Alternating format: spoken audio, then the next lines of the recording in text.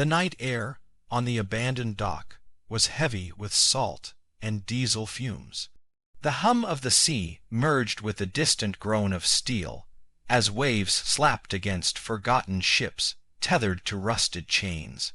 Under the flicker of a dying floodlight, 3 soldiers stood, guns drawn, boots wet with brine, and at the center of them knelt a woman, hands loosely clasped behind her head, her expression unreadable. She looked calm, T-S-O-O-T-A-R-T-S to calm.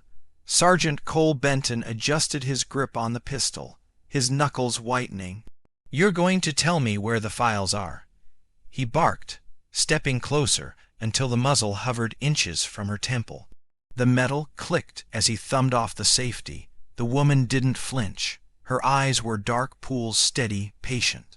When she finally spoke, her voice was low, controlled, as if she were the one holding the gun. "You don't want to do that, Sergeant." Cole's laugh came out sharp and humorless. "I'm the one asking questions here. Then ask the right ones," she murmured.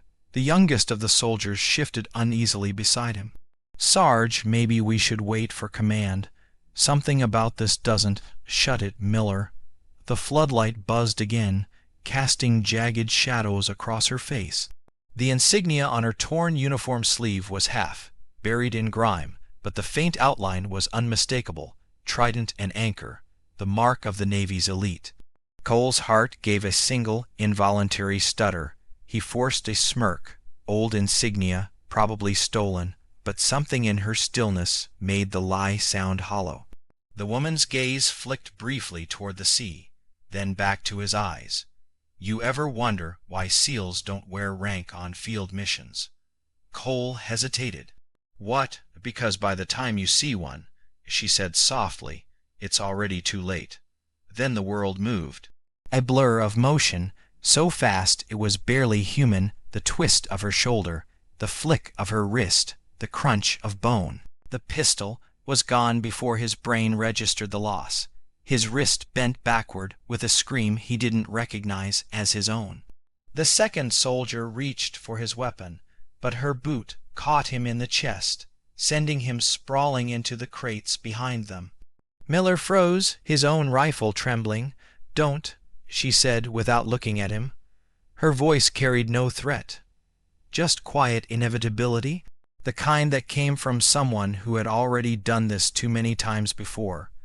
Cole lay gasping on the ground, clutching his wrist, pain washing through him in waves. The gun she'd taken now pointed back at him, steady, cold, precise. "You think waving a weapon makes you powerful?" she asked. "Try carrying one after you've buried the reason you ever picked it up." Her words landed heavier than the gunmetal she held. "Who the hell are you?" he rasped. She crouched down, the pistol never wavering. In the dim light, the glint of a small pendant peeked from under her collar, a miniature trident etched with numbers. "SEAL Team 14, Lieutenant Commander Aria Vale," she said, "and this dock is under federal lockdown. Congratulations, Sergeant. You just assaulted your commanding officer." Miller's rifle slipped from his grip, clattering to the ground. Cole blinked, the reality crashing in like a wave. He'd seen her name once, but this very trait becomes their greatest supposed to read weakness when faced with someone who exploits it. Operation Typhoon classified casualties, presumed dead. "You were supposed to be gone." She gave a small, humorless smile. "That's what they told everyone. Easier that way?" The distant sound of engines echoed through the fog. Black SUV approaching fast, their headlights slicing through the night. Miller took an involuntary step back. Aria lowered the gun, her tone flat. "You've got 10 seconds to decide whether you'll be standing when they arrive." Cole stared up at her, breath ragged. "Why didn't you just shoot me?" Her eyes softened, just slightly. "Because you're still worth more alive than the man who trained you." Then she holstered the weapon, turning toward the edge of the dock as the SUV screeched to a stop. A dozen armed officers fanned out, weapons drawn. The lead agent saluted sharply. "Ma'am, area secure." Cole could barely process it. "Ma'am," he whispered. Aria's voice was all steel again. "Take them in. Separate debriefs." As the soldiers were cuffed and led away, Cole felt the full weight of what had just happened sink in not humiliation, but realization. Every rumor, every legend whispered in barracks about the ghosts of the SEALs who vanished after covert missions. They were true, and one of them stood right in front of him. Hours later, the interrogation room buzzed with fluorescent light. Cole sat alone, wrists bound, mind spinning. The door opened, and she entered again, this time in full uniform, medals gleaming, rank unmistakable. "I should court-martial you," she said simply, taking a seat across from him. He said nothing. "But I won't." His head jerked up. "Why?" "Because once a soldier pointed a gun at me out of fear, not malice. I disarmed him, too. He learned. He became one of my best." She leaned forward, eyes unwavering. "You've got talent, Sergeant, but talent without discipline kills faster than bullets." He couldn't meet her gaze.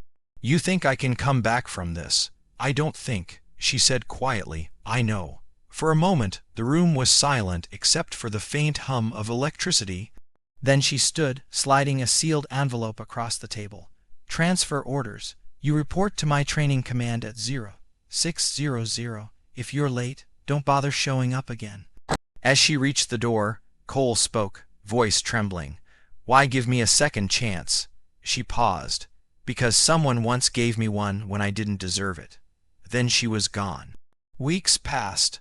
Under Aria Vale's brutal, precise training, the man who had once mocked authority began to understand what respect truly meant. She taught through silence more than words, through example more than punishment. On a gray morning months later, their unit deployed on a joint rescue operation off the coast. The mission went sideways: gunfire, chaos, smoke. And when the extraction team finally arrived, it was Cole who carried a wounded Marine to safety, refusing to leave until every man was accounted for. When the dust settled, he found her standing beside the evac chopper, rain cutting across her face. He saluted. She nodded once. "Now you understand." He managed a faint smile. "You were right, ma'am. By the time you see a SEAL, it's already too late." She almost smiled back. "That line's taken, Sergeant." Months later, in the Hall of Honor, Cole stood quietly as Aria Vale received the Distinguished Service Cross. The same general who had once signed her presumed dead report pinned the medal to her uniform, eyes misted with regret. As the applause faded, she caught sight of Cole in the crowd. For the first time since that night on the dock, she spoke directly to him. "Never forget," she said softly, the words carrying across the room like a vow. "You don't threaten what you don't understand. You learn from it." And in that moment, every soldier watching knew they'd remember her, not for the violence that could have been, but for the mercy that was. Because strength isn't in the hand that holds the gun. It's in the soul that knows when not to pull the trigger.